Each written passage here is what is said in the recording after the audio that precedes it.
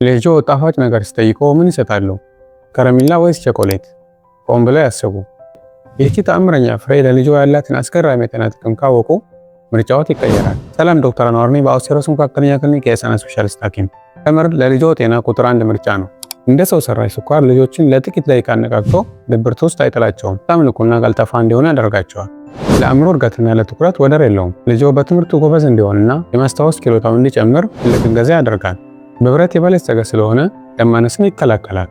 ተምር በውስጡ ከፍተኛ የሆነ የፋይበር መጠን ስላለው ለጤናማ የምግብ መፈጨት ፍቱን ነው።